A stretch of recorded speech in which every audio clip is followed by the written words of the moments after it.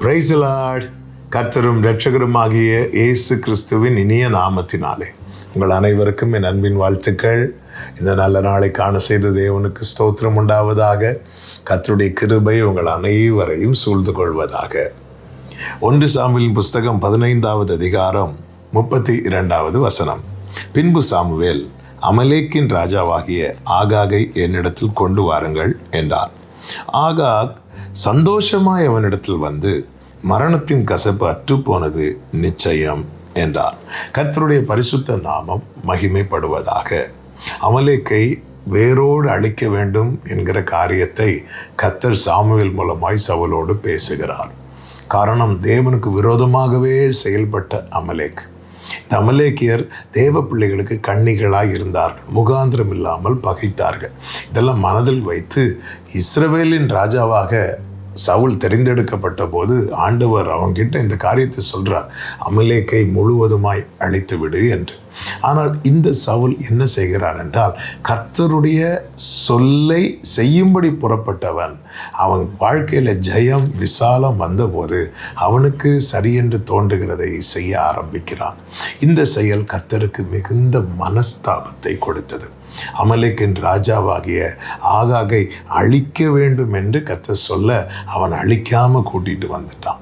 இந்த கிரியையை அவன் செய்யவில்லை, இந்த செயலை அவன் செய்யவில்லை. தேவன் அழிக்கும்படி சொன்ன காரியத்தை நம்ம அழிக்கணும். தேவன் விட்டுவிடுன்னு என்று சொல்லுகிற காரியத்தை விட்டுவிட வேண்டும். தேவன் வெறுத்து விடு என்று சொல்லுகிற காரியத்தை வெறுத்து விட வேண்டும். தேவன் திரும்பி பார்க்காதே என்று சொல்லுகிற காரியத்தை திரும்பி பார்க்கக்கூடாது. இப்படி நாம் காணப்பட வேண்டும். இப்படி நாம் செய்யாமல் இதுக்கு மாறாய் செயல்படும் போது இங்கே எப்படி இந்த ஆகாக் சந்தோஷமாய் வந்தானோ அதுபோல தான் சத்ரு நம்முடைய வாழ்க்கையிலே சிரிக்க துவங்குவான். இங்கே பாருங்கள், அதே 15வது அதிகாரம் அதனுடைய 11வது வசனத்தில் கர்த்தர் சாமுவேலை பார்த்து சொல்லுவார், சவுலை ராஜாவாக்கினது எனக்கு மனஸ்தாபமாக இருக்கிறது. சவுலுடைய இந்த செயல் தேவனுக்கு வேதனை கொடுக்கிறது, சத்துருவுக்கு சந்தோஷத்தை கொடுக்கிறது. இந்த நாளில் என்னை கேட்டுக்கொண்டிருக்கிற அன்பு சகோதரா சகோதரி, நாம் சத்துருவை சிரிக்க வைக்கிறோமா, தேவனை சிரிக்க வைக்கிறோமா? நாம் யாரை சந்தோஷப்படுத்துகிறோம்?